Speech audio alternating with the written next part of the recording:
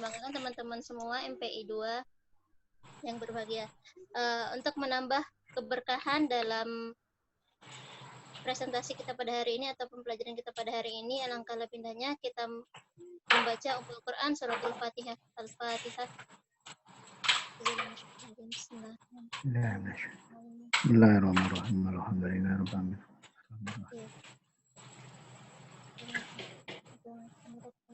Baik, sebelum dimulai saudara, ini sudah ngumpul sekitar berapa?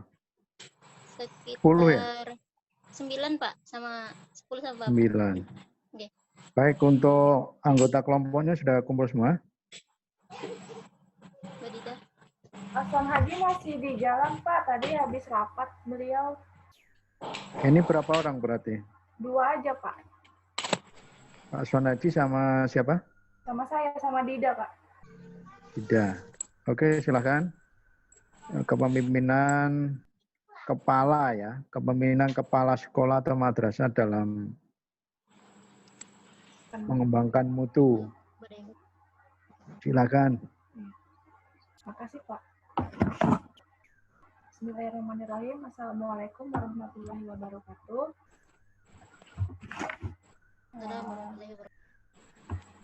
Sudah la ilaha illallah, sudah Muhammad Rasulullah. Alhamdulillah, hari ini saya dan Pak Son Haji diberi kesempatan dan kelompok saya maju dengan judul Manajemen Mutu Lembaga Pendidikan Islam, Kepemimpinan Madrasah dalam Mengembangkan Mutu.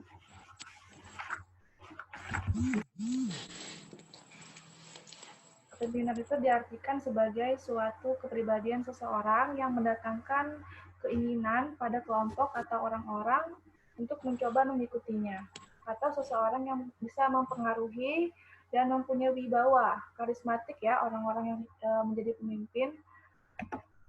Pemimpin atau kepala sekolah adalah komponen yang sangat penting, yang sangat mempengaruhi sebuah sekolah tersebut atau madrasah, karena seseorang kepala sekolah diibaratkan seperti nahkoda, mau dibawa kemana tujuannya atau arahnya tergantung pola pikir kepada sang pemimpin.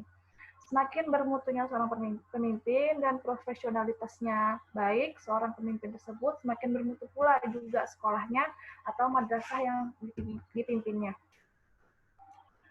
Nah, di sini bagaimana kepala sekolah atau madrasah mengembangkan budaya mutu pendidikan. Kemarin budaya sudah dijelaskan sama Mas Andas ya, jadi saya tidak perlu menjelaskan apa yang dimaksud dengan budaya.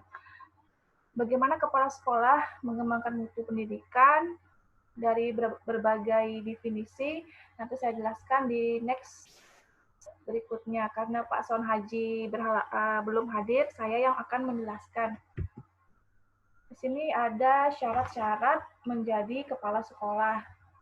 Memilih seorang kepala sekolah harus dengan asas, dasar, dan sebuah kriteria tertentu. Di sini saya ngambil menurut Ngalim, ada 5 kriteria syarat yang harus dimiliki oleh seorang kepala sekolah. Yang pertama itu adil, 2 melindungi, 3 karismatik, ada daya tarik, yang keempat penuh inisiatif, yang kelima percaya diri. Selanjutnya menurut Dr. Andes Hendayat Sutopo ada 7 item, yaitu dia yang pertama sehat jasmani dan rohani, yang kedua berpegang teguh, bersemangat, sigap, dan bijaksana. Itu dalam memberi keputusan. 5, cakap memberi bimbingan. Yang keenam, jujur dan cerdas. 7, cakap dalam menaruh kepercayaan serta mencapainya. Dari beberapa uraian di atas, tentang syarat-syarat kepemimpinan, seseorang kepala sekolah yang lebih diutamakan adalah keahlian dan kemampuan. Jadi keahlian dalam jabatan merupakan syarat utama dalam kepemimpinan, termasuk juga pengalaman otomatis. Semakin pengalaman sebuah kepala atau pemimpin semakin bagus juga karena sudah tahu asam garam ya tentunya, dan penugasan pengetahuan yang dilakukan untuk menambah kecakapan. Apabila semua syarat kepemimpinan di atas dimiliki oleh seorang pemimpin, maka ia akan bisa menjalankan kepemimpinannya dengan baik, efektif, efisien, dan dalam mencapai tujuannya yang telah direncanakan. Di sini ada tipe-tipe seorang pemimpin. Kepemimpinan kepala sekolah dapat juga dilihat dari sikap dalam mempengaruhi anggotanya, mengambil keputusan, serta kebijakan yang berkaitan dengan peningkatan kualitas pendidik. Sikap dan cara seorang pemimpin dalam menjalankan kepemimpinannya sangat berpengaruh situasi kerja, moral, etos kerja yang pada akhirnya mempengaruhi kualitas kerjanya. Di sini ada 3 tipe kepemimpinan. Yang pertama otoriter. Yang kita sudah banyak tahu tentang hal ini, otoriter itu di mana seorang pemimpin lebih bersifat ingin berkuasa dan memaksa bawahannya, tidak memberi kebebasan untuk menyampaikan ide. Semua kebijakan yang bersifat perintah penuh dengan dirinya saja, tanpa musyawarah. Penjelasan dari otoriter ini ada dijelaskan di surat Yunus 83, saya bacakan artinya. Maka tidak ada yang beriman kepada Musa melainkan pemuda-pemuda dari kaumnya, dalam keadaan takut bahwa Fir'aun dan pemuka kaumnya akan menyiksa mereka. Seorang Fir'aun itu berbuat sewenang-wenang di muka bumi, dan sesungguhnya dia termasuk orang-orang yang melampaui batas. Insya Allah, sifat tipe otoriter ini, contohnya sebagai contoh tuh Fir'aun ya, insya Allah kita terjauh dari sifat-sifat seperti itu. Lalu yang kedua ada tipe laissez, ini kebalikan dari otoriter. Tipe ini merupakan di mana seorang pemimpin memberikan kebebasan pada semua anggotanya. Dalam menjalankan tugas, mengambil keputusan, pokoknya si bos atau si kepala ini taunya beres. Jadi tidak ada wibawanya sama sekali seorang pemimpin.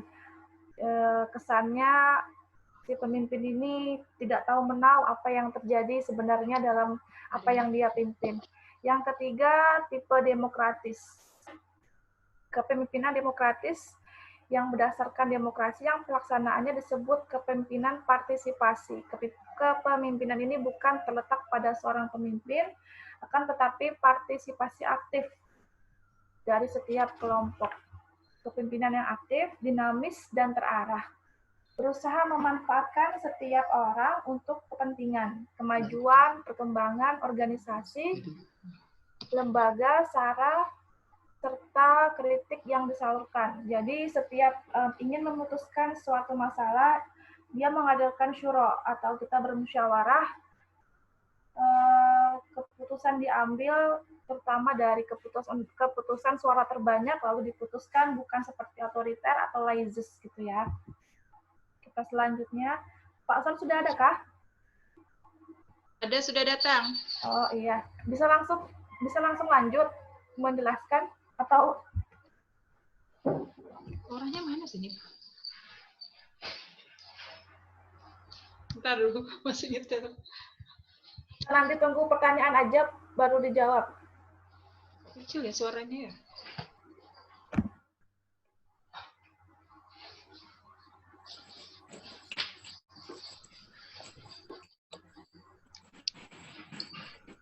Inilah saya lanjutkan ya, nanti dilanjutkan sama Pak Son. Selanjutnya, tujuan peningkatan mutu berkaitan dengan pesatnya perkembangan informasi dan teknologi, maka perlu adanya peningkatan dalam bidang pendidikan.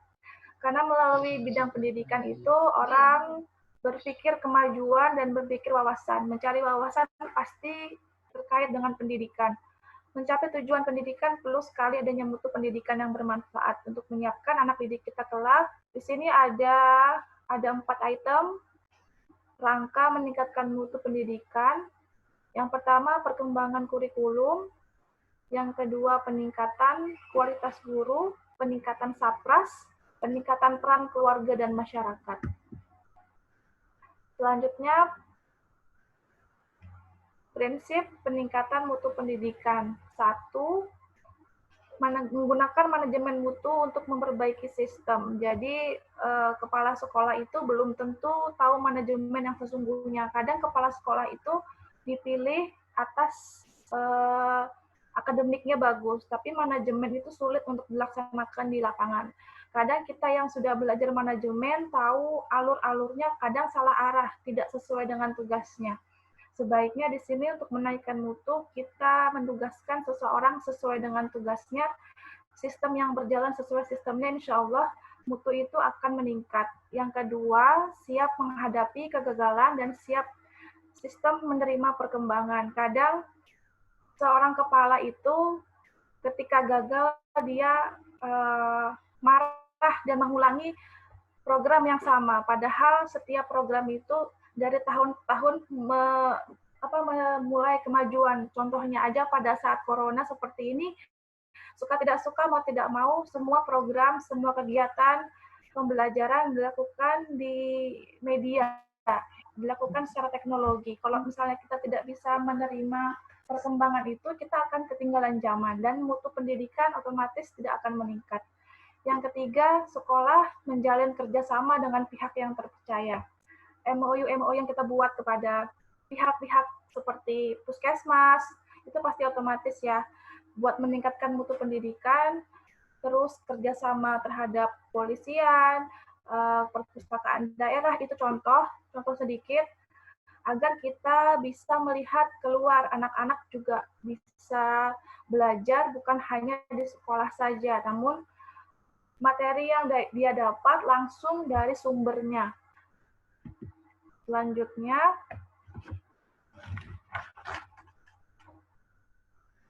di sini yang keempat, uang bukan segalanya, namun teamwork yang baik menjadi faktor utama. Di sini saya mempunyai prinsip ya, jika kita mempunyai tim yang bagus, uang itu akan masuk dengan sendirinya. Tapi ketika uang kita banyak, teamwork kita nggak jalan, uang itu menjadi sia-sia.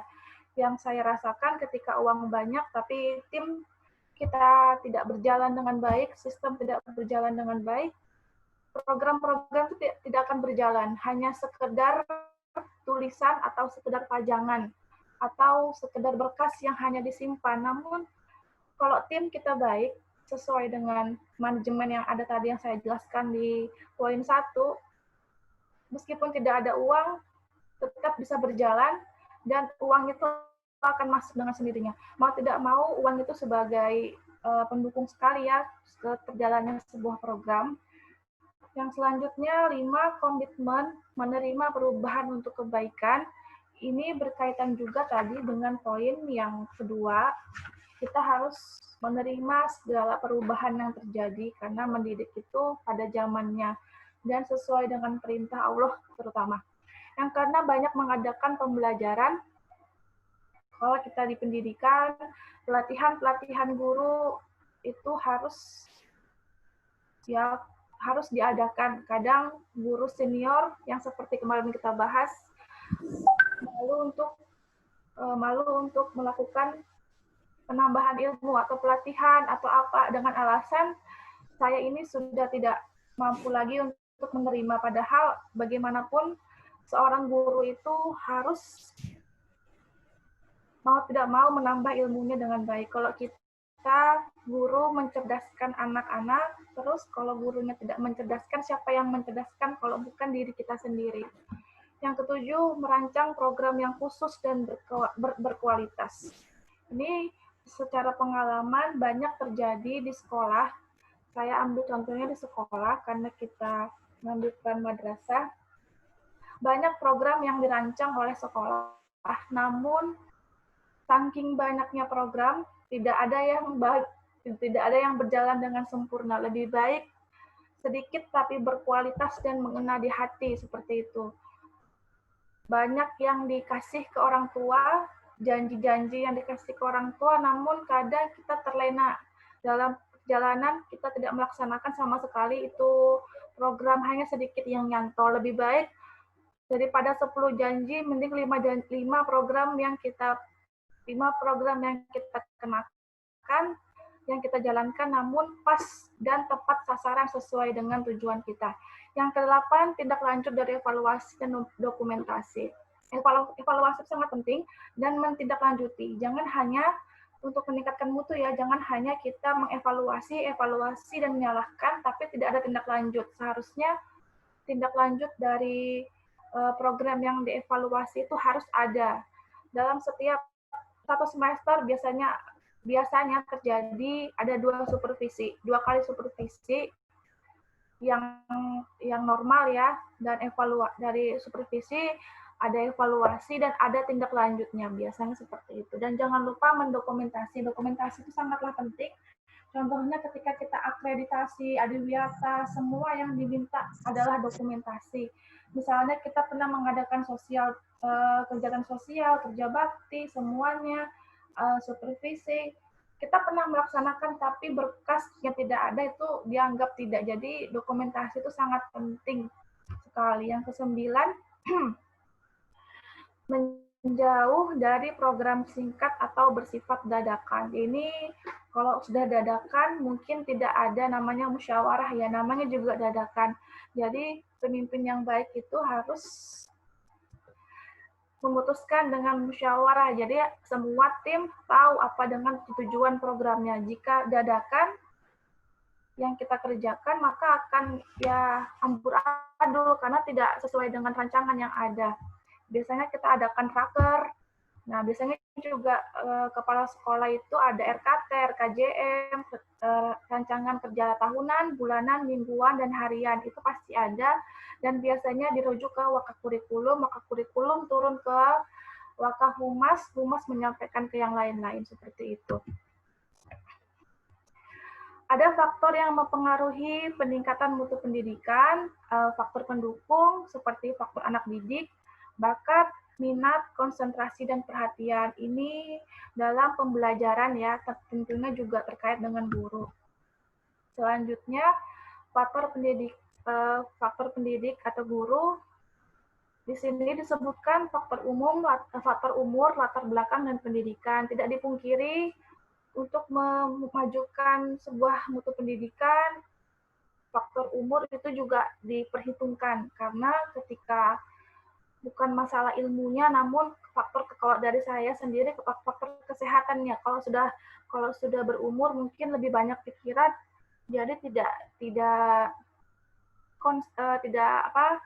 maksimal cara mengajar. Tapi menurut saya senior itu luar biasa mengajari junior dan sangat-sangat berpengalaman. Ilmu yang diberikan itu seharusnya disalurkan kepada juniornya. Lalu latar belakang pendidikan. Sekarang sudah banyak kita temui guru yang misalnya sarjana perikanan, kehutanan, mengajar. Itu juga sebagai faktor peningkatan mutu. Yang selanjutnya faktor lingkungan keluarga, sarpras, dan partisipasi masyarakat ini juga tentunya sangat-sangat sebagai dukungan untuk memajukannya mutu pendidikan. Kesimpulan dari yang saya jelaskan tadi adalah mutu pendidikan didefinisikan mempunyai dua aspek, yaitu pengukuran kemampuan lulusan sesuai dengan tujuan sekolah yang ditetapkan oleh kurikulum. Dan yang kedua adalah pengukuran terhadap pemenuhan kebutuhan tuntutan masyarakat, pelanggan orang tua, maka kepemimpinan kepala sekolah sangatlah ditentukan dalam meningkatkan mutu lembaga yang dipimpinnya. Mungkin penjelasan dari saya sedikit, mohon maaf masih banyak sekali kurangnya.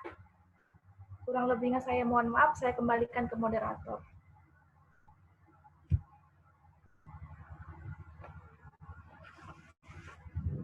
Terima kasih Mbak Dida penyampaiannya. Untuk sesi pertama ini kami berikan kepada teman-teman sekitar 3 penanya. Silahkan yang ingin bertanya silahkan raise hand-nya. Hilwa, Mbak. Stop and mute. Oke. Silakan Mbak Hilwa. Assalamualaikum warahmatullahi wabarakatuh. Mohon maaf ini kameranya tidak on soalnya sinyalnya tidak memungkinkan, Mbak. Oh ya, siap. Silakan lanjutkan pertanyaannya. Saya mau bertanya sama Mbak Dida, kelompok 2. Jadi bagaimana yang dirasa Mbak efektif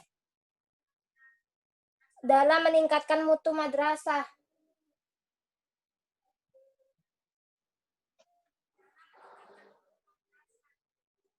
Maaf putus-putus ya Mbak ya, sinyalnya tidak itu. Ulangi sekali lagi Mbak Hilwa. Yang presentasi hari ini, model kepemimpinan bagaimana yang bisa efektif dalam meningkatkan mutu madrasah sekolah. Sudah Mbak Hilwa? Ya, Sudah? terus yang kedua itu Mbak, apakah mengembangkan budaya mutu dan meningkatkan mutu itu hal yang sama?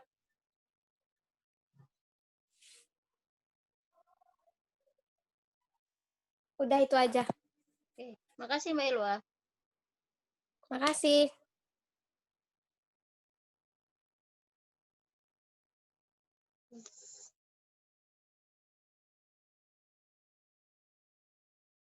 Yang kedua, silahkan.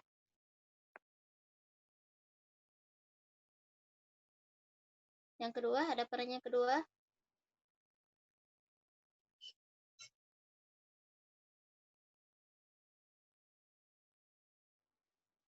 Ada yang ingin bertanya lagi?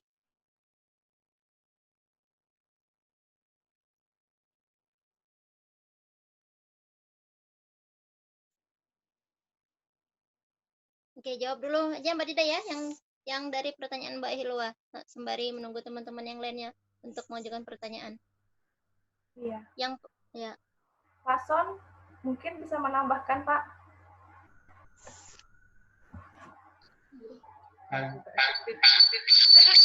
pertanyaannya Mbak Hilwa tadi ada 2 pertanyaan.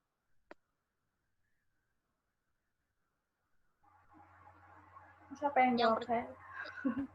Silakan Yuk. Pak Son dan Mbak Pak Son? Dida. Oke. Orang baru datang jadi rada-rada ini. Assalamualaikum warahmatullahi wabarakatuh. Waalaikumsalam warahmatullahi wabarakatuh. Mohon maaf tadi dalam perjalanan pulang ya dari sekolah. Gano ya sudah. Kedengaran suaranya Mbak? Ya, kedengaran Bun. Jelas. Ya. Untuk model kepemimpinan bagaimana untuk cara efektif dalam meningkatkan mutu pendidikan di sekolah atau madrasah.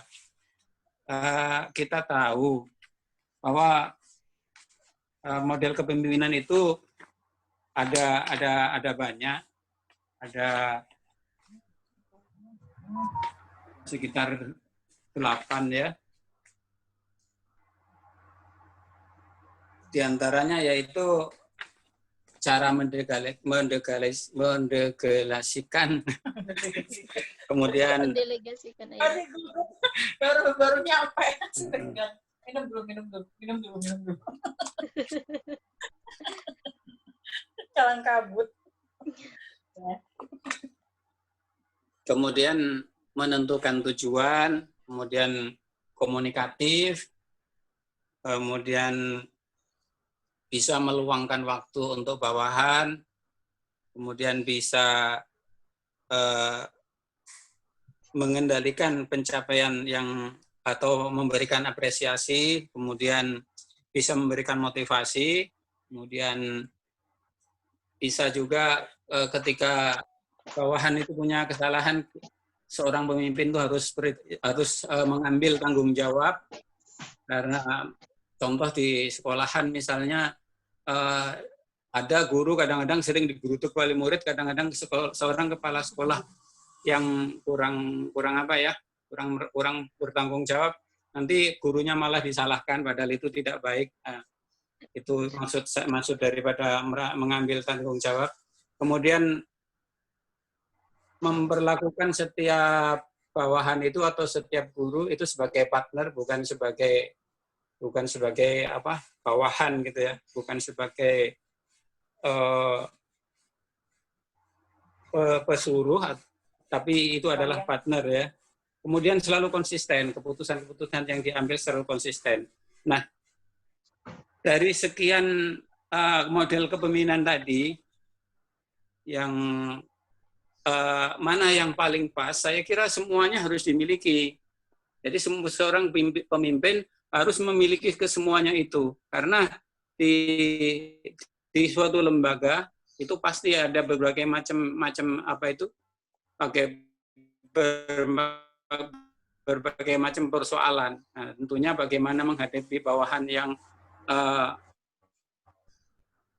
tidak mau terbuka lah, itu tentunya cara-cara kepala sekolah atau cara-cara pemimpin itu menyelesaikan masalah itu bagaimana, itu tentunya seperti itu. Sehingga kalau misalnya dikatakan yang mana yang paling cocok, saya kira semuanya harus punya. Itu jawaban saya. Mbak Dida, tolong ditambahkan. Oke Pak, makasih Pak. Mungkin saya menambahkan sedikit bagaimana cara efektif kepala sekolah untuk meningkatkan mutu pendidikan. Benar yang dikatakan Pak Son. Saya hanya menambahkan sedikit, mungkin melakukan evaluasi program itu sangat penting. Melakukan evaluasi program itu sangat penting dan tindak lanjut. Kadang program sudah jalan, laporan tidak ada, apa hasilnya kita tidak tahu. Nah, disitulah titik di mana kita tahu tuh di mana evaluasi terjadi dan tindak lanjut apa sebenarnya hasil dari program tersebut. Dan satu lagi pertanyaan budaya, tadi pertanyaan tentang budaya mutu dan mutu pendidikan, itu lingkupnya sama lingkungan sekolah, rasa, sifat dari guru-guru tersebut. Kalau kita pernah nggak mendengar begini, kalau kalian pengen tahu anak buahnya gimana, coba lihat cara kepemimpinnya bagaimana. Nah, bagaimana cara pemimpin melakukan karyawannya bagaimana, disitulah pasti dia bakal nular. Ketika kita seorang pemimpin sangat otoriter, pasti takut. Kadang jika kita melakukan evaluasi, kepala sekolah melakukan evaluasi, gurunya gelabakan. Ini gini, seakan-akan kita ini mau nguntit gitu ya, mau menjatuhkan. Padahal evaluasi itu dibuat agar mutu pendidikan kita itu maju, berkembang. Evaluasi dibuat, yang mana yang keliru dibenarkan. Evaluasi itu bukan menjatuhkan. Dimana kemarin kita mendengar ceritanya Bu Aminah, ada seorang sahabat mengevaluasi seseorang itu malam-malam biar gak ketahuan. Nah, begitu juga sifat mungkin kepala sekolah. Jadi jangan menjatuhkan orang di depan teman-temannya. Jadi otomatis malu. Jadi evaluasi itu kesannya malah menakut-nakuti guru. Padahal evaluasi itu sangat baik. Jika tidak tahu bertanya, jika sudah tahu, wawasan kita makin luas. Dan tindak lanjut yang diberikan itu sangat mempengaruhi mutu pendidikan. Kayak visi misi, mungkin visi misi visinya apa? Misinya ada 9. Di antara poin tersebut yang sudah terlaksana apa? Harus diganti. Jadi ketika kita ganti kurikulum dan mau ganti visi misi, pasti itu terganti. Kalau tidak ada tindak lanjut, kita tidak tahu apa yang sudah terlaksana, apa yang belum, mungkin seperti itu. Kalau budaya itu tentang tadi ya yang saya jelaskan tadi, sifat, rasa, dan rasa yang di sekolah tuh mungkin rasa kayak keluarga, ada juga yang betah, ada juga yang enggak, tuh tergantung sama sebuah kepemimpinan. Mungkin seperti itu Mbak Hilwa. Gimana Mbak Hilwa? Terima kasih Mbak Dida, terima kasih Pak Son. Ya. Mungkin ada teman-teman yang lain yang ingin menambahkan dari penyampaian Pak Son dan Mbak Dida. Bertanya kali ya. Tanya. Sebentar Pak ya, saya buka. Bu Daita mau menambahkan atau bertanya? Mau menggarisbawahi kesimpulannya aja, Mbak. Oke, menambahkan berarti ya. Oke, silakan Bunda. Oh, saya? Ya, Bu Daita. Assalamualaikum warahmatullahi wabarakatuh. Waalaikumsalam warahmatullahi wabarakatuh. Assalamualaikum warahmatullahi wabarakatuh. Ingin mungkin memperjelas terkait dengan kesimpulan yang dipaparkan Mbak Dida tadi, bahwa mutu pendidikan, kalau saya bisa simpulkan sederhananya ada 2, yaitu tercapainya standar kelulusan. Capaian standar kelulusan. Yang kedua, terpenuhinya kepuasan konsumen terhadap lembaga pendidikan itu tersebut. kira-kira betul tidak kesimpulan itu gitu yang saya sederhanakan. Dan yang mungkin yang kedua ingin saya tanyakan, untuk mencapai dua hal tersebut ya, tadi sudah ada berapa, 8 ya, 9 ya, 9 langkah tadi yang perlu dikelola gitu ya di manajemen. Nah, kaitannya dengan kepuasan pelanggan. Kepuasan pelanggan itu kalau disimpulkan dari kesimpulan yang kedua tadi ya, terpenuhinya kebutuhan konsumen tadi ya, bahasa sederhananya kepuasan pelanggan. Nah itu sangat relatif ya, dan gitu. Bagaimana mengatasi atau berindikator, bagaimana kita mendapatkan indikator kepuasan itu tersebut gitu. Mengingat sekolah yang bermutu apa ya, yang sekarang itu menghadapi kendala atau tantangan di era sekarang ya, di mana sekolah banyak gitu, sekolah banyak, kemudian banyak pilihan gitu, persaingan juga ketat gitu, seperti itu. Karena apa namanya, sangat relatif gitu indikator kepuasan, ada apa, siswa yang masuk berminat misalnya sesuai dengan target atau kota ya, rombel yang kita sediakan. Bisa jadi tahun depan kemudian menurun disebabkan ada sekolah lain yang mungkin menawarkan lebih bagus gitu dan seterusnya. Ya seperti itu mungkin. Nah, terima kasih. Assalamualaikum warahmatullahi wabarakatuh. Waalaikumsalam warahmatullahi wabarakatuh. Saya kira tadi itu menambahkan. Ada sedikit pertanyaan Mbak Dida. Iya. Bisa bertanya? Iya. Silakan Pak Ali. Ya, bismillah. Mbak Dida ya. Warahmatullahi wabarakatuh. Waalaikumsalam warahmatullahi wabarakatuh. Waalaikumsalam warahmatullahi wabarakatuh. Kesempatan yang diberikan. Kalau melihat makalah tadi yang disampaikan dengan cukup apik dan menarik, kita lihat di situ bahwa, mohon maaf ya, saya tidak aktifkan videonya, khawatir nanti terganggu suaranya. Ya, kita lihat bahwa sebetulnya kepemimpinan kepala sekolah atau madrasah itu sangat urgen atau sangat vital sekali untuk mencapai standar mutu ya, standar mutu yang telah ditetapkan atau untuk menciptakan budaya mutu ya di sekolah. Namun kepemimpinan itu tidak akan banyak bermanfaat kalau kemudian tidak didukung oleh SDM ya, SDM yang sesuai dan juga sarana dan prasarana. Pertanyaannya adalah ini berkaitan dengan SDM ya, berkaitan dengan guru dan pegawai yang resisten terhadap budaya mutu itu. Ya, bagaimana mengatasi, karena ada saja, apalagi kalau mayoritas ya, saya kira kalau 1-2 mungkin tidak terlalu masalah. Jadi terkadang dalam kepemimpinan itu ada yang istilahnya resisten dengan mutu atau budaya mutu yang dikembangkan oleh leader atau kepala sekolah, walaupun memang sebetulnya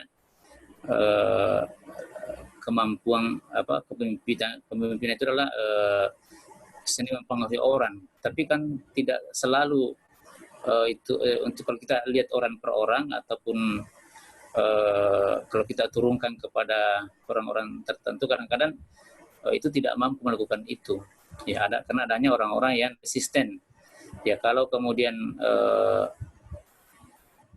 para guru, dan karyawan semuanya sepaham ya, memiliki semangat yang sama, saya kira tidak masalah.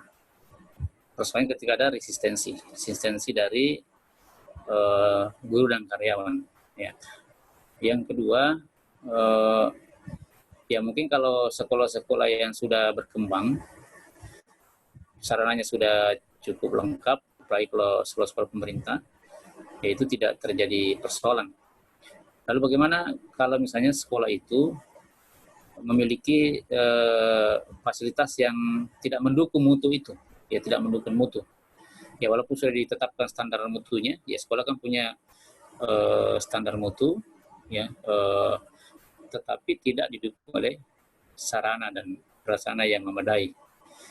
Bagaimana sikap Kepsek, ya, kepala sekolah sebagai pemimpin dalam mensikapi kekurangan fasilitas untuk mencapai standar mutu yang telah ditetapkan? Ya, saya kira begitu. Terima kasih Pak Ali pertanyaannya. Mbak Didah ada 3 pertanyaan. 4 malah ya? Oh ya dari Bunda itu 2 ya. Oke. Pak Son dulu atau saya yang ngaji? Saya ngaji. Pak Son dulu atau saya? Mbak Didah dulu. Baik, mungkin saya akan menjawab sedikit. Mohon maaf kalau tidak memuaskan jawabannya. Insya Allah yang saya jawab ini berdasarkan fakta yang ada dan buku-buku yang saya baca. Apa sih yang menjadi tolak ukur kepuasan pelanggan? Saya berikan contoh satu, ketika anak didik itu masuk sekolah kita, pasti ada wawancara orang tua. Dan di pertanyaan tersebut ada pertanyaan, dapat info dari mana masuk sekolah ini. Nah, itu kan dari medsos, dari tetangga, dari anak teman, dari dikasih tahu sama ini. Nah, itu kan salah satu kepuasan pelanggan bahwa sudah bisa menceritakan ke tetangga sebelah bahwa oh sekolah ini bagus loh, oh sekolah ini begitu. Tapi tidak memungkiri hal yang negatif itu ada. Bagaimana cara sekolah saja secara pribadi ya mengatasinya. Cuman dari segi seperti itu aja kita sudah bisa mencapai tolak ukur. Misalnya kita mau targetnya 2 rombel, tapi tidak tercapai, itu tidak bisa meningkat, belum tentu bisa dibilang tidak meningkatkan mutu pendidikan. Yang kedua, program apa tadi pertanyaan yang kedua ya? Program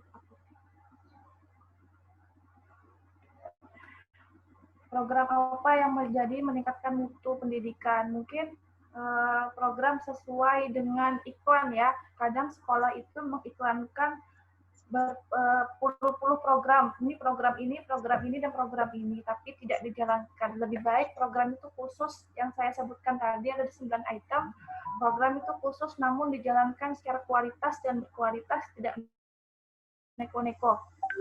Jangan beriklan seperti misalnya bisa tahfiz 5 juz, tapi itu hanya bantuan saja gitu. Maksudnya hanya sebagian. Lebih baik kita menurunkan target tahfiznya, tapi itu terjalankan semua, jadi berkualitas. Jadi berkata sesuai fakta, jangan beriklan sesuai hayalan. Mungkin seperti itu. Mungkin Pak Son mau menambahkan pertanyaan Bu Ita. Sedikit saja, terima kasih.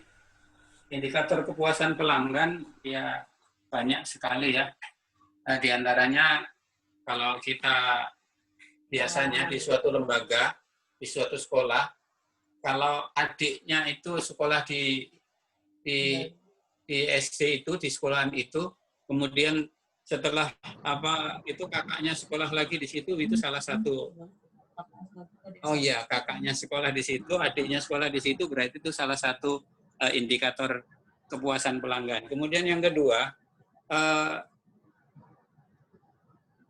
wali murid atau pelanggan tadi itu sangat respect terhadap sekolah.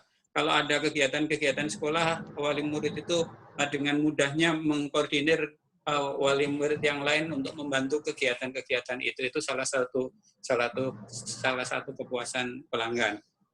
Nah, sekarang barangkali itu saja tambahan saya. Iya, Pak. Makasih, Pak Son. Ya, makasih Pak Son.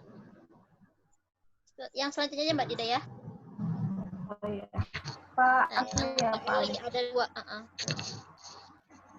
SDM, terkait SDM, tenaga guru atau tenaga kependidikan yang ada resistensi terhadap keputusan dari kepala sekolah, bagaimana menyikapinya. Sama yang kedua dari sarana prasarana yang tidak memadai ketika ingin menerapkan 8 standar mutu pendidikan itu sendiri. Gimana Mbak Dida? Saya akan menjawab, mungkin nanti ditambahkan oleh Pak Son, bagaimana kalau jika ada guru atau karyawan yang menolak sama keputusan ya. Tapi saya jelaskan sedikit, sebuah keputusan itu harus mengadakan syuro atau musyawarah. Apa alasannya jika dia tidak menyetujui? Karena di suatu musyawarah pasti kita polling kan, apa asas dasar mereka supaya tidak menyetujui. Jika dia tidak mau bekerja dengan program-program yang telah kita tuangkan, di situ ketika kita masuk kerja kan ada MOU. Pasti poinnya ada mengikuti semua program yang telah dirancang dan dilaksanakan oleh sekolah. Jika dia melanggar itu, ya kasih aja MOU-nya. MOU ditantangani untuk apa? Dibaca atau hanya sekedar masuk mencari gaji, gitu kan? Baru seperti itu. Karena sebuah program yang dijalankan itu sudah melewati proses, bukan langsung kepala sekolahnya ngomong besok saya mau ini. Itu kalau tidak ada yang tidak suka, wajar. Tapi kalau misalnya program yang kita rencanakan sudah berjalan dengan musyawarah, syuro, sudah digodok mati-matian, tapi tidak ada yang suka, itu sumber masalahnya dari orang itu tersebut. Kok bisa sampai tidak suka? Apakah dia tidak mengikuti syuro, atau dia tidak memperhatikan, atau bagaimana? Yang kedua, bagaimana Sapras tidak mendukung? Yang pertama, kita mungkin ini melanjutkan di sekolah swasta ya, sekolah swasta. Sekolah swasta itu bebas belajar dimanapun. Ini yang paling sedikit, untuk dananya paling sedikit. Kita ini kan sekarang sudah belajar tematik ya, ini lepas dari corona, kita udah belajar tematik. Kita belajar di alam pun, dengan guru, dengan cara mengajar yang menyenangkan itu sebagai mutu pendidikan.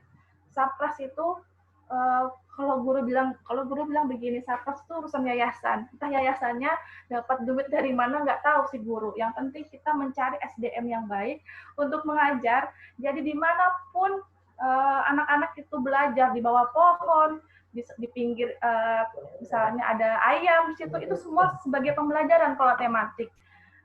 Sebenarnya anak-anak malah suka begitu, ketimbang Sapras yang bagus, tapi dalam kelas itu monoton.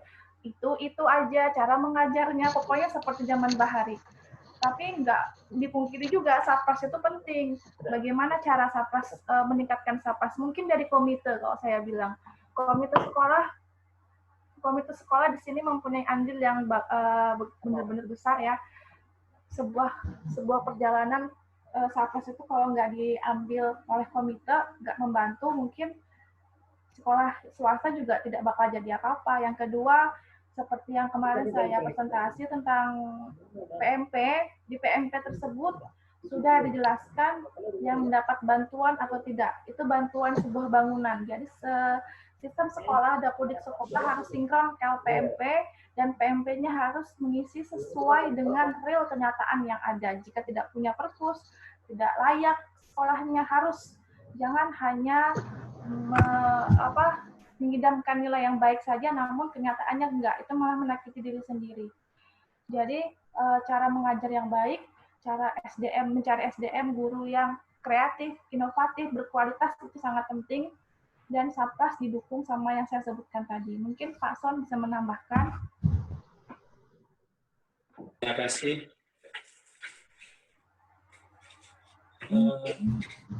Saya ingin menambahkan pertanyaan dari Pak Alimuddin.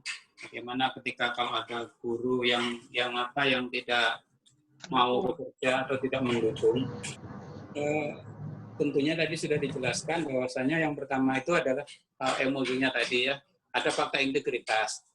Kita panggil dulu kenapa. Kalau memang dia tidak punya alasan yang kuat, ya tentunya kita beri ini ya, kita beri apa ya, ketegasan. Kalau mau tetap bergabung ya monggo silahkan. Tapi kalau memang tidak maunya melaksanakan hasil yang telah disepakati oleh forum, mungkin karena IT-nya kurang bagus. Dalam hal ini sekarang ini kan banyak juga guru yang sudah tua-tua itu, kadang-kadang kalau sudah diajak pelatihan tentang IT itu sudah pada minder. Nah ini mungkin perlu pendekatan. Jadi tentunya kita panggil kenapa. Tapi kalau memang masih juga tidak juga menunjukkan respek yang baik, ya ke depannya jamnya kita kurangi kalau saya seperti itu. Jadi jam ngajarnya saya kurangi. Itu untuk pertanyaan pertama. Kemudian kalau pertanyaan kedua, bagaimana kalau ternyata standar mutu ini Satgasnya tidak mendukung, yang tentunya tadi sudah dijelaskan. Kita bekerja sama dengan komite, kita kumpulkan komite bahwasanya mohon bantuannya untuk bisa enggak kira-kira membantu adanya ini. Yang kedua, selain komite, mungkin kita punya simpatisan atau donatur tertentu. Contoh di lembaga baik itu Muhammadiyah maupun itu di NU ya, kan kadang-kadang banyak juga orang yang fanatik yang ingin lebih mengejar akhirat. Itu biasanya kalau orang-orang seperti itu, asal kita ini pandai-pandai mendekati, insya Allah gampang dimintain bantuan. Kemudian yang selanjutnya adalah bekerja sama dengan suatu instansi terkait dengan sekolahan. Contoh misalnya kalau sekolahan itu biasanya kan ada ini beli buku, bekerja sama dengan penerbit, atau misalnya kalau sekolah swasta itu bayar SPP-nya atau IPP-nya ke bank, itu kita dekati bank itu untuk membantu adanya kerjasama untuk membantu adanya sarana prasarana. Nah, tentunya ini kadang-kadang juga tidak gampang, tapi sebagai seorang pemimpin ya harus bekerja keras untuk tim dan lain-lain. Tadi sudah dijelaskan, tim itu sangat penting sekali. Tim itu segala-galanya. Terima kasih, itu jawaban dari saya. Terima kasih Pak Son. Mbak Dida. Gimana Pak Ali? Ya baik, sedikit lagi. Alhamdulillah tadi jawabannya sudah cukup bagus. Ini mungkin baru satu sisi ya, pendekatan formal ya, pendekatan kekuasaan.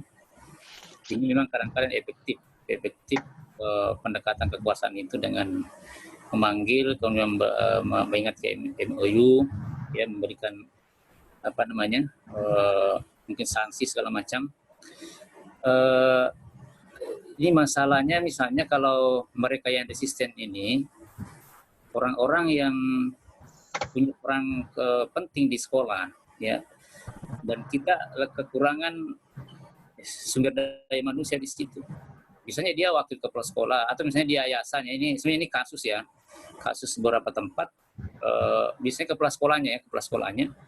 Bukan ya, ini karena ini cari kepemimpinan kepala sekolah, misalnya wakil kepala sekolah misalnya, atau beberapa wakil yang resisten seperti itu, ya mereka ikut suruh juga, kemudian tidak ada juga bantahan, cuma dalam pelaksanaan itu mereka uring-uringan, ya resisten lah, artinya tidak begitu mendukung ya, tidak begitu, dan juga tidak menyampaikan penentangan secara langsung, ya hanya ya, maksudnya saya mau hubungkan ini bagaimana dengan peran kepemimpinan yang mengayomi, memotivasi, mempengaruhi. Ya tadi itu kan pendekatan kekuasaan. Apalagi kan sebetulnya kita tidak bisa merubah orang sebetulnya, ya. Kita tidak bisa merubah orang. Ya, jadi ada teori kalau kita mau rubah orang, ya kita rubah diri dulu. Ya, itu saya maksud bagaimana kira-kira itu modelnya itu, karena ini sudah namanya membentur tembok, dan orang ini kalau keluar, apalagi kalau beberapa orang bisa kemudian membuat sekolah oleng, tidak bisa berjalan, ya. Jadi tentu alternatifnya itu adalah merubah diri sendiri. Nah, ini ini saya maksud gimana modelnya itu sebetulnya itu. Tadi kan merubah dengan pendekatan kekuasaan, pendekatan apalagi tadi surat MOU segala macam. Terus mereka nggak mau juga. Ya. Nah, jadi tentu alternatifnya merubah diri, merubah diri itu yang saya maksud. Kira-kira gimana sikapnya itu? Kira-kira karena orangnya tidak mau berubah, tidak begitu mendukung, ya. Tetapi terus gimana kita sebagai kepala sekolah untuk menyiasati ini? Ya. Ini kasus ya. Ini saya dapatkan juga seperti ini. Saya juga nanti punya materi itu begitu. Bagaimana menghilangkan resistensi terhadap budaya. Ya, siapa tahu ada bocoran-bocoran dari Mbak Dida sama Pak Son ini. Iya, karena kebetulan nanti materi Pak Ali itu tentang resistensi pengembangan budaya mutu. Iya. Bisa saya bantu? Mau dapat bocoran nih? Ya. Kak Kasem bisa bantu kah? Ustaz Kasim mau menyampaikan ya tanggapannya. Silakan, Ustaz. Ya, sebenarnya menarik yang disampaikan Ustadz Alimuddin ya. Sebenarnya apa yang terjadi terhadap Ustadz Alimuddin itu kasusnya sama dengan di tempat saya. Saya ini kan anak masih muda, baru kemarin istilahnya lulus kuliah. Hijau ya. Tiba-tiba diminta menjadi kepala sekolah. Di tempat saya menjadi kepala sekolah itu kan banyak senior-senior ya. Banyak senior-senior, kemudian yang sudah sekian lama di situ. Nah, kemudian saya datang menjadi kepala sekolah langsung gitu. Menyikapi orang-orang yang ketika kita sudah membuat kebijakan-kebijakan, kemudian visi misi, target-target sekolah sudah kita tentukan, kemudian di tengah jalan ada saja orang yang semangatnya itu kurang gitu loh. Di depan sih nggak nolak gitu, tapi ketika tugas-tugas itu kelihatannya kurang maksimal untuk dikerjakan. Apa yang saya lakukan selaku kepala sekolah, saya tidak, karena ini senior, saya tidak melakukan yang pendekatan seperti yang dibilang teman-teman itu, pendekatan kekuasaan. Karena kasus di tempat saya itu, kalau di pesantren itu kan ada orang lama di Hidayatullah gitu misalnya. Ini sulit di SP ini orangnya. Nah, yang saya bisa lakukan adalah pendekatan persuasif. Kemudian yang kedua, ketika ada tugas untuk dia, saya lebih dulu untuk membantu dia gitu. Jadi saya setiap ada tugas memang agak berat di awal, agak berat. Nah, kemudian yang kedua yang paling penting itu selain keteladanan, itu motivasi, mengarahkan, merubah pola pikirnya supaya kalau kita mau maju. Kalau saya yang paling pekerjaan pertama yang saya lakukan itu saya dijadikan kepala sekolah, pokoknya saya harus tetap bahwa saya betul-betul memperhatikan mereka. Saya bantu dia. Saya kalau ada tugasnya saya yang bantuin, kerjain sama dulu. Gitu kan harus mani, kemudian pangkat anak muda yang lebih profesional sama-sama. Kalau kepala sekolah biasanya senang aja kan. Lama-lama kalau kita sudah akrab, insya Allah itu enak menengah. Gitu. Karena di awal itu agak berat kalau senior di tempur, apalagi di SP itu agak berat. Dan mungkin boleh jadi kita yang tendang keluar gitu loh di kasusnya. Beda kalau Pak Son ya beda karena kasusnya profesionalisme. Kalau di kasusnya di tempat saya swasta dan basis pengkaderan tren Hidayatullah itu. Ada istilah senioritas. Sehingga yang paling saya paham itu kalau menurut saya pendekatan persuasif. Kemudian yang kedua bantu terus, bantu dan beri contoh. Nah, mungkin itu saja. Tidak bisa saya membahasakan yang jelas.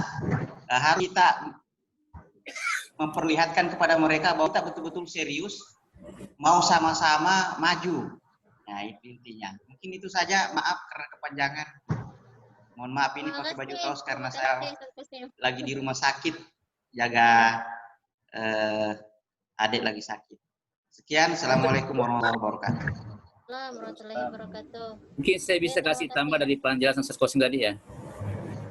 Ya saya teringat lah, saya ini mau berbagi saja. Saya ingat tadi, bisa ya? Ya, silakan Pak. Jadi yang dijelaskan Ustaz Qasim tadi itu saya teringat dengan dalam Sirah Nabawiyah, dalam perjanjian Hudaybiyah, Jadi di situ waktu Rasulullah ya Rasulullah waktu itu tidak dilarang berhaji ya, dilarang berhaji. Tapi kemudian Rasulullah tidak berhaji, tapi waktu itu ada beliau bertahalul ya. Ini kan sebenarnya salah satu prosesi haji, bertahalul. Tetapi sahabat Nabi, sahabat-sahabat mereka enggan, mungkin karena masih kecewa dengan perjanjian Hudaybiyah itu, mereka enggan mengikuti perintah Rasulullah, bukan karena membangkang pada Rasulullah, ya mungkin ada faktor kejiwaan yang begitu berat yang mereka rasakan sehingga mereka tidak mau bertahlul. Nah, tetapi istri beliau Ummu Salamah menyampaikan kepada Rasulullah, cobalah Rasulullah sendiri yang mulai bertahalul, ya bertahalul. Jadi tadi ini sahabat nggak mau bertahalul, nggak mau cukur rambut. Kemudian Ummu Salamah istri yang soleha ini memberikan kepada Rasulullah, bagaimana kalau Anda aja ya Rasulullah yang memulai untuk bertahalul. Ya setelah Rasul bertahalul, maka seluruh sahabat juga beramai-ramai bertahalul. Jadi saya terinspirasi tadi dengan contoh dari Ustaz Qasim tadi itu, dengan membantu dia memberi contoh dengan kisah dari perjanjian Hudaybiyah. Jadi ternyata kepemimpinan itu adalah keteladanan. Jadi kalau kita tidak bisa merubah orang dengan perintah, tidak bisa merubah orang dengan MOU, maka kita rubah dengan keteladanan. Ya, tadi sebenarnya saya belum dapat ini, nanti setelah Qasim baru saya ingat ya. Saya kira begitu ya, memperkaya jawaban Ustaz Qasim. Yang saya juga betulnya tadi. Ya, terima kasih Pak Ali. Saya kira kita cukupkan aja ya untuk sesi tanya jawabnya. Untuk yang terakhir, Mbak Dida sama Pak San, silakan closing statement-nya. Saya dulu menambahin aja nanti itunya Mbak Dida. Terima kasih Pak Qasim atas bantuan jawabannya yang luar biasa sehingga tidak terlalu banyak mikir. Betul tadi yang dikatakan Pak Qasim, pendekatan persuasif ya, itu sangat perlu sekali. Jadi kalau memang itu yang bermasalah itu orang yang punya kekuatan, punya power atau merasa senior, ya kita yang datangi mereka, ngalah lah ya. Saya datangi mereka, saya sentuh hatinya, saya minta tolong bantu saya. Kalau nggak Bapak siapa lagi? Gitu. Itu bahasa saya. Jadi saya benar-benar minta tolong. Intinya kalau ada, saya rangkul. Kalau memang ada apa-apa, saya ingin lebih mengalah bahwasanya ini adalah inisiatif orang itu yang malas-malas itu tadi, yang katakanlah yang melawan tadi. Gitu. Kemudian yang kedua, saya ingin selalu mengadakan pencerahan dalam hal ini, pengajian lah ya. Biasanya kalau orang-orang yang seperti itu, insya Allah lah kalau disentuh dengan pengajian-pengajian itu, dengan Al-Quran, dengan hadis, insya Allah lama-lama juga akan segar. Mungkin ya perlu diingatkan lewat sentuhan-sentuhan qalbu seperti itu. Nah, barangkali itu tambahan jawaban saya. Silakan Mbak Dida untuk menjawab tambahannya. Ya Pak, baik, terima kasih Pak Qasim, Pak Ali, Pak Sanhaji. Semoga yang diberikan bisa kita amalkan. Ya. Mungkin sekalian saya closing ya. Mungkin sedikit kesimpulan, sebuah pemimpin itu tidak pasti istilah iya, pro dan kontra pasti iya. Nggak mungkin semua setuju kepada pemimpin. Dan resiko pemimpin itu ya dihujat iya, dicaci iya, diprotes iya, itu sudah pasti. Tidak mungkin sebuah organisasi tidak mempunyai masalah. Pasti mempunyai masalah. Tinggal di mana kita menjadi pribadi seorang pemimpin yang bisa adil, seperti yang saya jelaskan tadi, adil, bijaksana, dan karismatik.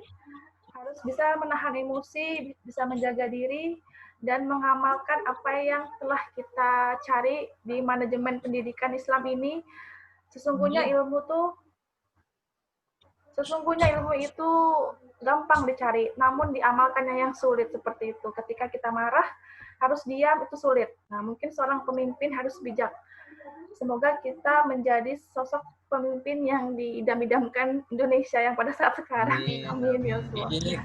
Mungkin itu dari saya dan Pak Son Haji. Mohon maaf sekali, banyak sekali kurangnya. Kelebihan hanya milik Allah dan kekurangan hanya milik saya dan bukan Pak Son Haji, milik kita. Assalamualaikum warahmatullahi wabarakatuh.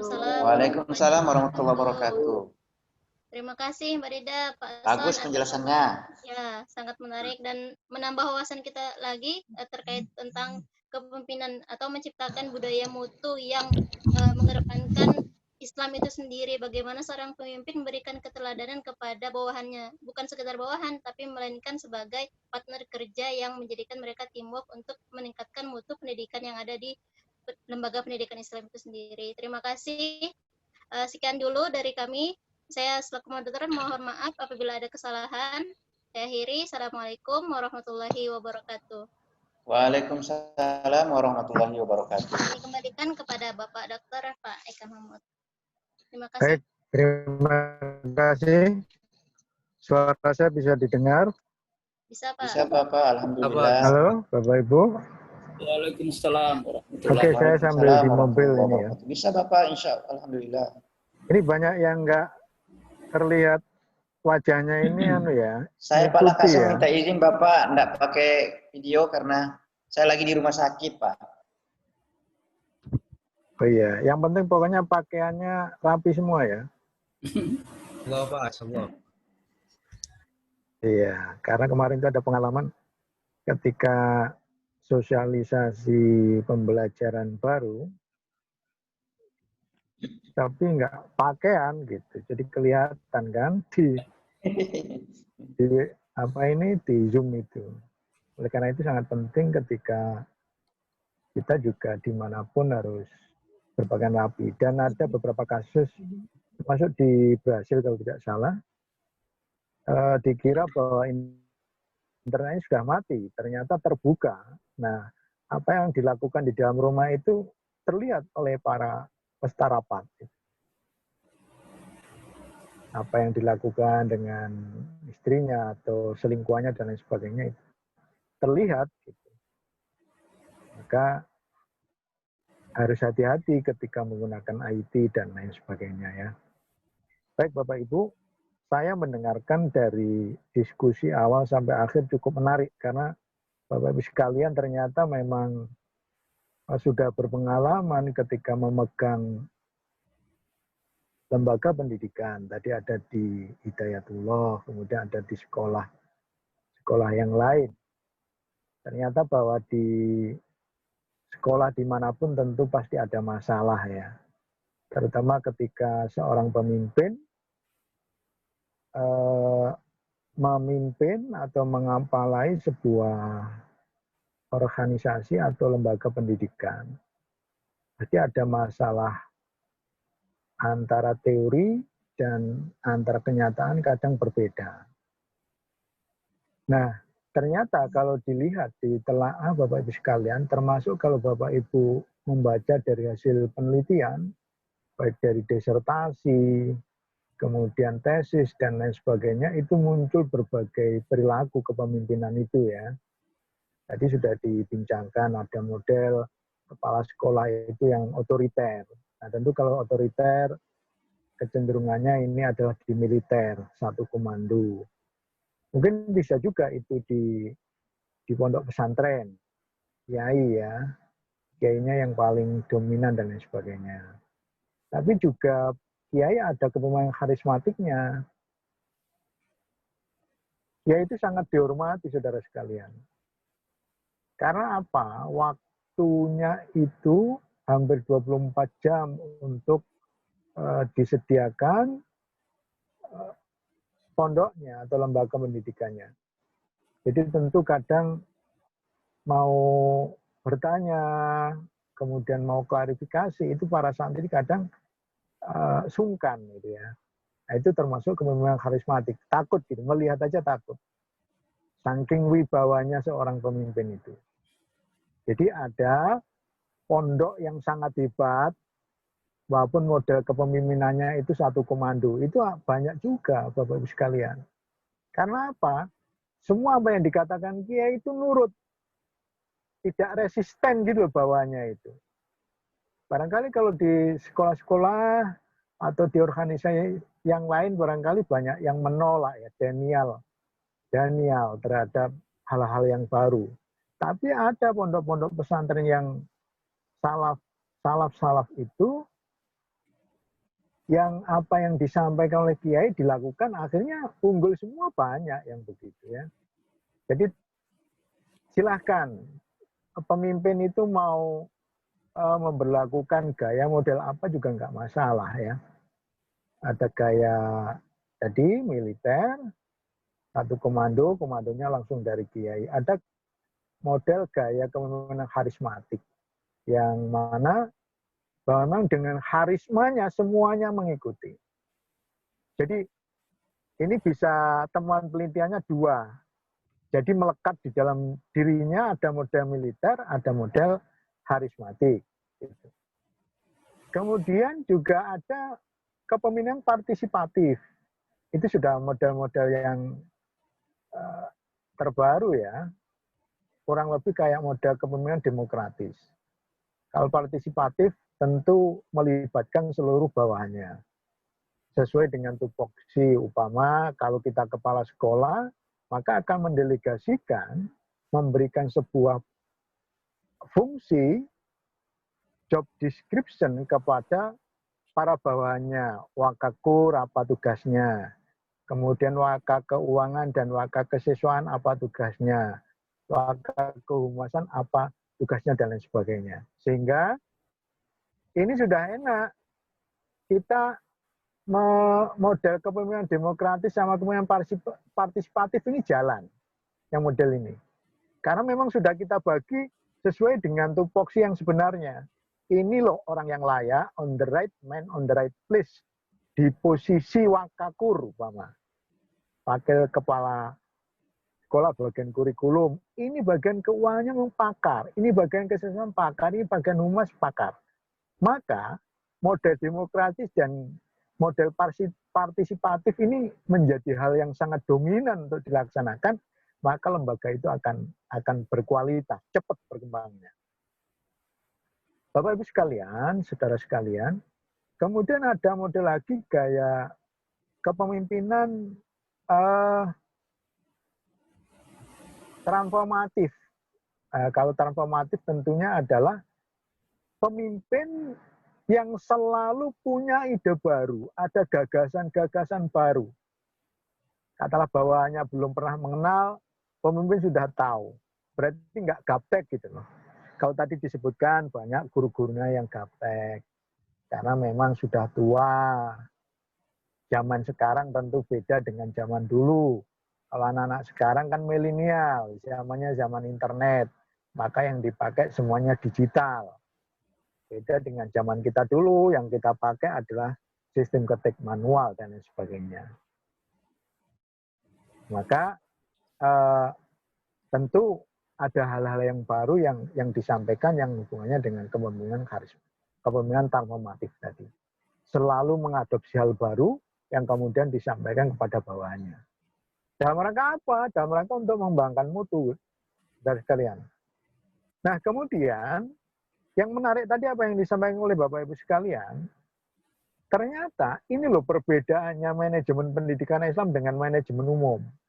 Tadi ada doa yang disampaikan oleh Bapak Ibu sekalian. Dengan pendekatan ya, model-model pendekatan kalau dikatakanlah di pondok pesantren, kayak model di Hidayatullah tadi ya disampaikan. Ada yang senioritas. Tapi kadang senioritas itu mengiyakan keputusan, tapi kadang nggak jalan. Begitu mungkin di sekolah yang lain, banyak yang begitu itu. Senioritas itu pura-pura, pokoknya setuju, tapi kadang di tengah jalan tidak menjalankan. Itu banyak.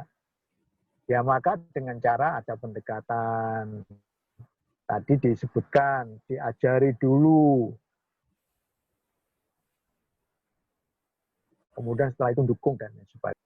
Dengan ini saudara sekalian, dengan doa, sehingga muncul nanti adalah kepemimpinan spiritual. Nggak tahu siapa yang membahas kepemimpinan spiritual ya? Adakah di bahasan itu, Bapak Ibu sekalian, di tema kita? Halo? Nggak ada ya? Nggak ada, Pak. Kepemimpinan spiritual. Oke. Nggak ada. Kepemimpinan spiritual itu memang muncul di sekolah-sekolah agama. Tadi ketika kita bagaimana belajar di Sirah Nabawiyah, ya, Perjanjian Hudaybiyah dan lain sebagainya itu, ternyata memang harus memberikan uswah hasanah yang baik, suri tauladan yang baik. Kalau ingin ditiru, ingin diikuti, maka berilah contoh terlebih dahulu. Jangan omdo, ngomong doang ini pemimpin ini. Gitu. Jadi pemimpin hanya banyak bicara, tapi nggak pelaksanaannya nol. Berarti talk only, no action. Bicara saja tetapi pelaksananya nol. Itu banyak. Banyak yang begitu itu banyak. Maka memang tipe-tipe begini kadang kurang pas kalau diletakkan di dalam mungkin top leadernya. Dia mungkin di skala-skala di bawahnya itu. Karena memang harus memberikan contoh, harus berbuat aksi dan lain sebagainya. Barangkali saudara saya pernah mencontohkan bagaimana ketika saya pernah meneliti di Bontang, itu miliknya Yabis, SD itu Yabis Bontang. Bagaimana Pak Ahmad Fauzi itu yang sangat luar biasa ya, setiap malam bangun malam. Tahajud. Siapa yang didoakan bukan dia dan bukan keluarganya, tetapi adalah para bawahnya, gurunya, mungkin yang mempunyai anak sakit, ada wakil kepala sekolahnya yang anaknya mau melanjutkan ke perguruan tinggi, itu didoakan dengan ikhlas. Mungkin ada yang kekurangan wali muridnya didatangi. Artinya doa, tadi ya, doa tadi, itu luar biasa loh. Kalau di manajemen umum nggak ada doa itu, Bapak Ibu sekalian. Nah munculnya di manajemen pendidikan Islam ini seperti ini, ada kepemimpinan spiritual. Coba Fatihah yang kita percayai, itu bisa akan mujarab. Coba orang yang barangkali marah sama kita ya, itu sampean Fatihah ya Bapak Ibu sekalian. Fatihah nanti akan luntur itu orang itu. Itulah keajaiban doa itu. Masya Allah luar biasa. Maka dengan demikian, Bapak Ibu boleh ketika memimpin rapat, mungkin setelah sholat, kemudian bangun malam, tahajud, itu didoakan para anak buahnya kalau menjadi seorang pemimpin. Mudah-mudahan mereka mau bekerja sama dan mau memang melaksanakan program-program yang telah kita jalankan. Itu menjadi hal yang utama. Ya artinya kekompakan gitu ya. Jadi intinya sebuah organisasi itu akan jalan ketika saudara semua semuanya terlibat dan semuanya menjalankan apa yang telah direncanakan tadi. Semuanya punya peranan, gitu ya. Jadi masing-masing orang itu mempunyai rasa memiliki terhadap lembaga atau organisasi yang dimiliki. Oh iya ya, saya ini punya ini, gitu ya. Ini kan lembaga pula. Kalau nanti dianu orang, kan bahaya ini, gitu ya. Ini kalau ada masalah kan bahaya ini, gitu. Maka dengan tulus ikhlas, dengan sadar sesadar-sadarnya, memiliki rasa yang tinggi terhadap lembaga atau organisasi yang diembannya atau yang dia geluti. Maka sekali lagi Bapak Ibu sekalian bahwa kepemimpinan spiritual menjadi hal yang utama di dalam lembaga pendidikan Islam itu ya. Doa, kemudian Fatihah, sehingga ada disertasi milik teman saya itu namanya manajemen barokah. Ada manajemen Al-Fatihah. Nah, macam-macam disertasinya itu. Ternyata digeluti di dalam lembaga ini selalu baca Fatihah ini. Ketika apa selalu dibacakan Fatihah. Kemudian ini selalu ada barokahnya, selalu ada doanya dan selalu dibuka untuk keberkahan-keberkahan. Itu muncul temuan-temuan itu Bapak-Ibu sekalian. Sehingga teorinya teori spiritual yang muncul. Banyak sekarang teori-teori spiritual itu. Sehingga ada buku yang namanya Spiritual Leadership, kepemimpinan spiritual. Kalau kita pernah ikut ISQ ya, miliknya Ari Ginanjar, itu kan ada itu. Selalu dibangkitkan motivasi melalui kesadaran spiritualnya. Ayo bangkit, sadar dan lain sebagainya. Menarik Bapak Ibu sekalian kalau kita geluti dan kita teliti gitu ya. Apa yang Bapak Ibu lakukan itu sebenarnya adalah temuan-temuan. Silakan nanti diajukan sebagai bahan judul gitu ya, judul untuk tesisnya. Penelitian di mana begitu ya. Nah, kepemimpinan spiritual atau tampomatif atau lain sebagainya. Tetapi saya punya temuan penelitian ketika tesis saya dulu itu tentang ternyata pemimpin itu yang bisa menggerakkan seluruhnya ya, ada ide-ide baru, kemudian bisa diterima dengan baik oleh anak buahnya dan dijalankan dengan baik, selalu ada hal-hal baru, inovasi baru, kemudian cara menggerakkannya mudah dan lain sebagainya, itu muncul namanya teori knowledgeable social agent. Jadi ketika menerapkan perilaku kepemimpinannya, itu selalu melihat situasi dan kondisi. Oh, kondisi yang pas adalah model ini. Ya, model ada yang militer, memang ini harus militer yang harus didepankan. Kalau tidak, maka nggak jalan. Itu bisa. Kemudian ada yang demokratis, ini yang harus dijalankan, maka demokratis. Kemudian ada lagi partisipatif, harus melibatkan semua dari bawahnya. Maka muncul yang itu. Begitu juga spiritual dan sebagainya. Itu namanya adalah knowledgeable social agent. Jadi pemimpin mampu mengadopsi terhadap hal-hal yang baru dan sesuai dengan situasi dan kondisi. Mana kondisi yang pas, memang saatnya orang ini lagi mood, Bapak. Tadi senior tadi, kapan yang harus didatangi, kemudian kira-kira pasnya kayak apa. Pinjam orang ketiga, nggak apa-apa. Itu namanya knowledgeable social agent.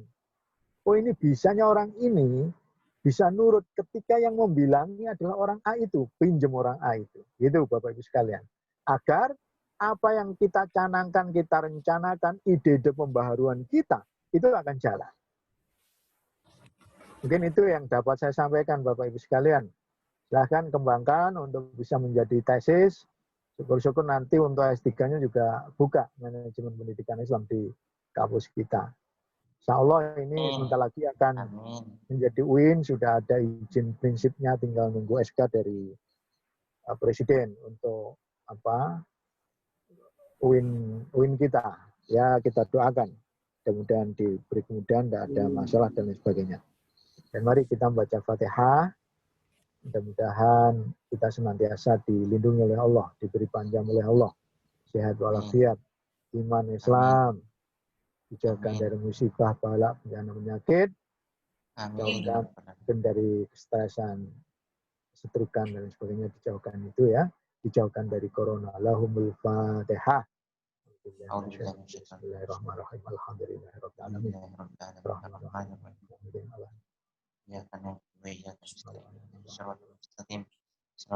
Masuk, kita hadiahkan Fatihah untuk keluarga kita, anak-anak kita, suami, istri, orang tua kita ya, keluarga kita, santri-santri kita. Semoga dilindungi oleh Allah. Lahumul Fatihah. Bismillahirrahmanirrahim.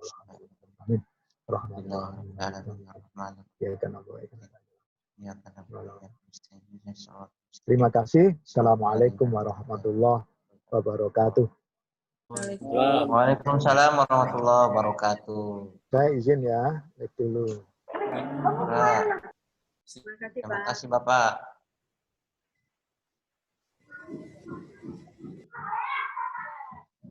Ya, ini yang Mbak Dana. Terima kasih Mbak Dida. Iya, Bun. Kenapa, Bun? Ini lanjut ya jam 4 ya sama Bu. Jam 4, Bu Aminah. Bu Aminah. Bukan sudah materinya ya, jam makalahnya jam 4 nanti. Udah ada, Pak. Mbak Dana, Ada di materi. Ya, kita besok ya? ya besok Bun. Oh, hari ini Mas Andas? Mas Andas. Bu Emma. Nah, Bu Emma. Adiro. Yang Pak Nasir yang mau maju presentasi siapa? Pak Dida sama Bunda Rika.